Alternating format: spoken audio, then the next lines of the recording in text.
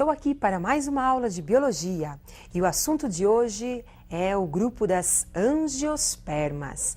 Vocês sabem, angiospermas é aquele vegetal que apresenta as características mais evoluídas de todas as demais plantas.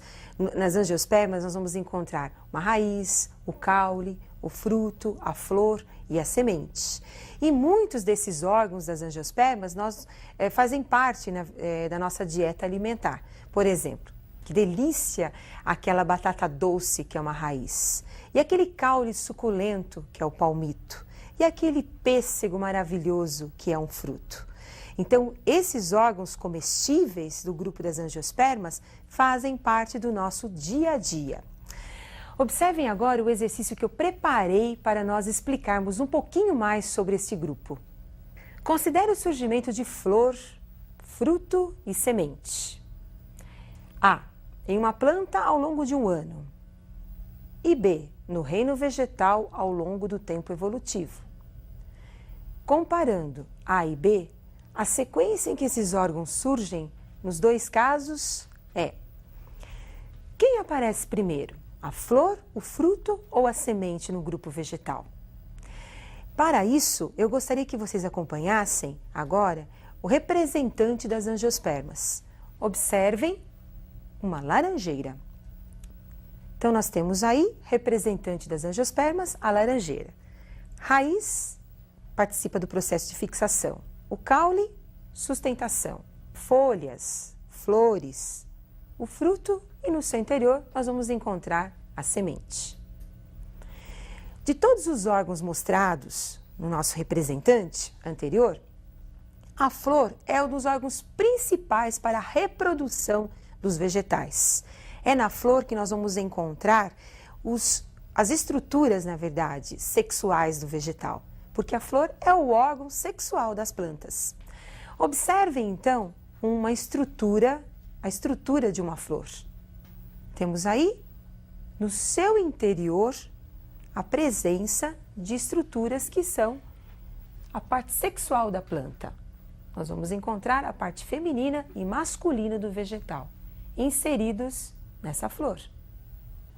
Como vocês observaram, além dessa flor, existe uma diversidade enorme de flores, com estruturas diferentes, com cores diferentes, com perfumes diferentes e, mais do que isso, com também formas diferenciadas. Mas sempre a flor é o órgão sexual dos vegetais. Agora nós vamos conhecer um pouquinho mais da flor, a parte interna da flor. Internamente, nós vamos encontrar parte sexual do vegetal, estame, representando a parte masculina do vegetal. Carpelo, que também pode ser chamado de pistilo. O carpelo é um conjunto de folhas modificadas que formam o pistilo, representando a parte feminina do vegetal. As pétalas, que são folhas coloridas, que envolvem e protegem as estruturas sexuais do vegetal. Sépala, folhas verdes, que também participam da proteção das estruturas sexuais. Receptáculo floral, onde nós vamos encontrar as estruturas sexuais inseridas no interior da flor. E o pedúnculo floral sustentando as estruturas sexuais. Como acabamos de observar, nessa mesma flor nós encontramos a parte feminina e a parte masculina do vegetal. Então, nesse caso, nós temos uma flor monóica. O que significa isso? Nós temos os dois sexos, o feminino e o masculino, juntos numa mesma casa, que é a mesma flor. Então, nesse caso, nós temos a flor monóica. Poderemos encontrar posteriormente flores dioicas, onde nós vamos ter os sexos separados. Em uma flor apenas a parte feminina e em uma outra flor apenas a parte masculina, como nós veremos no decorrer desta aula. Agora, como é que as plantas realizam o seu processo de fecundação? Então, acompanhe agora a formação dos gametas femininos e masculinos. Então, nós temos nessa flor a presença da antera. A antera mais o filete corresponde à estrutura masculina do vegetal, que nós chamamos de estame. É na antera, nessa bolsa sustentada pelo filete, que ocorre a produção de grãos de pólen. Em seguida, vocês estão observando agora o estilete, que serve para a ligação do estigma até o ovário. O ovário, essa porção mais dilatada, no seu interior nós encontramos o óvulo dos vegetais. E é no seu interior que nós vamos ter o gameta feminino sendo produzido. Observem agora os grãos de pólen. Esses grãos de pólen foram produzidos pela antera, caem na região pegajosa do estigma e ocorre o crescimento de um tubo até atingir o óvulo. Essa região do óvulo, envolvendo o óvulo, nós temos aí as membranas que permite a entrada do gameta masculino. Sustentando a parte feminina e masculina, nós temos aí o pedúnculo. Protegendo a parte feminina e masculina, nós temos a pétala e a sépala. Observaram? Então, na mesma flor, nós temos a parte feminina e a parte masculina.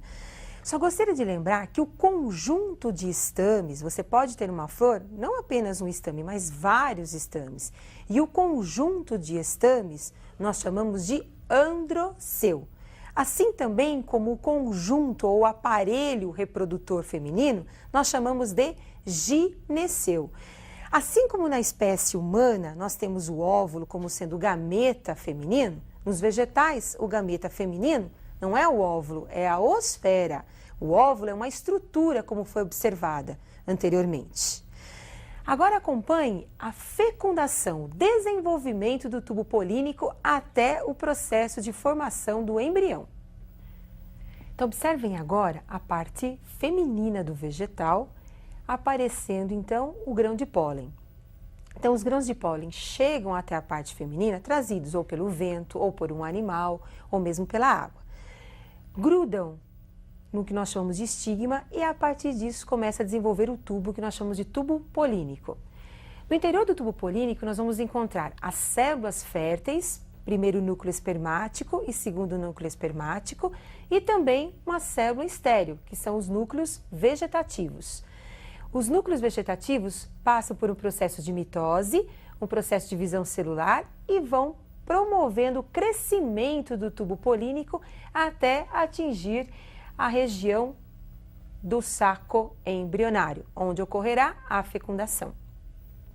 No saco embrionário, nós vamos encontrar os núcleos polares, que são células férteis, e vamos encontrar também o gameta feminino dos vegetais, que é a osfera. Então, o primeiro núcleo espermático entra no saco embrionário e fertiliza a osfera, formando o embrião. Em seguida, nós vamos ter a entrada do segundo núcleo espermático, que vai penetrar também no saco embrionário e fecundar os núcleos polares, onde nós teremos agora a fecundação ou a fusão de 3 núcleos, formando uma estrutura triploide, que é o zigoto triploide, formando então o endosperma. Como são muitos detalhes, eu gostaria que vocês se preocupassem com essa dupla fecundação que acontece nas angiospermas, porque isso é muito importante. Então acompanhe o esqueminha que eu preparei para vocês. Então nós temos lá, dupla fecundação. Como eu já falei, primeiro o núcleo espermático e a osfera se fundem, formando o zigoto diploide. Esse zigoto é o embrião, que vai estar na semente, protegido pela semente, envolvido pela semente.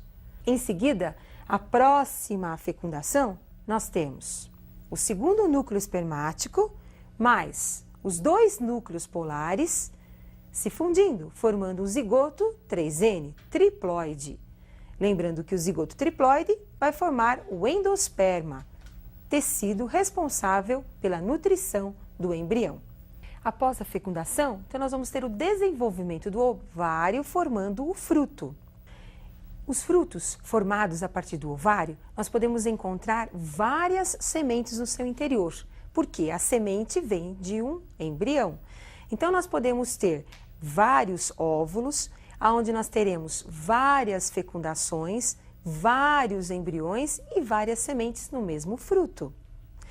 Agora, todo fruto é comestível? Nós temos vários frutos que fazem parte da nossa dieta e que têm uma importância muito grande em termos de vitaminas, em termos de sais minerais.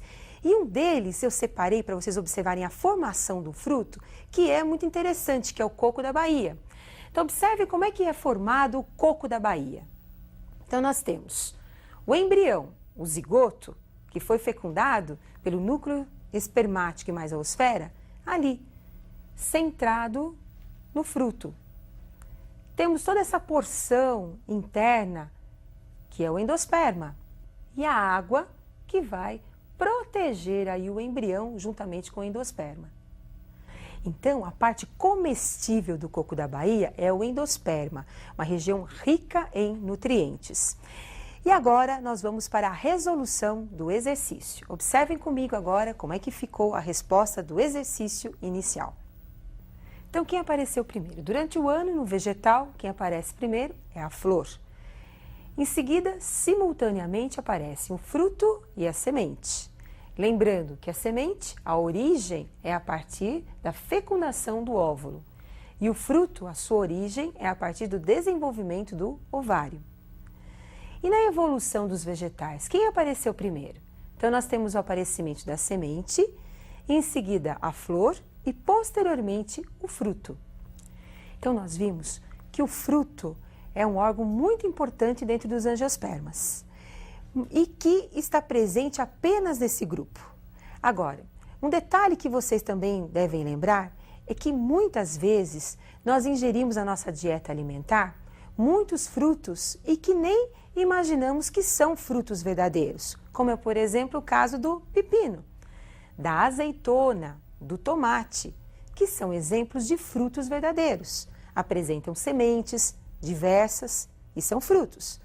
Mas no caso da maçã, você imagina que está comendo a maçã, aquela parte branca, comestível da maçã. Mas na verdade você está ingerindo um pseudofruto da maçã. Porque o fruto verdadeiro é aquela parte mais escura, que fica na região interna da maçã. E é lá que nós vamos encontrar a semente. Lembrando que a semente envolve sempre o embrião. Bom, espero que vocês tenham aprendido um pouquinho sobre as características principais das angiospermas e também da fecundação. Lembrando sempre da importância dos frutos na nossa dieta alimentar. E eu aguardo vocês para a nossa próxima aula.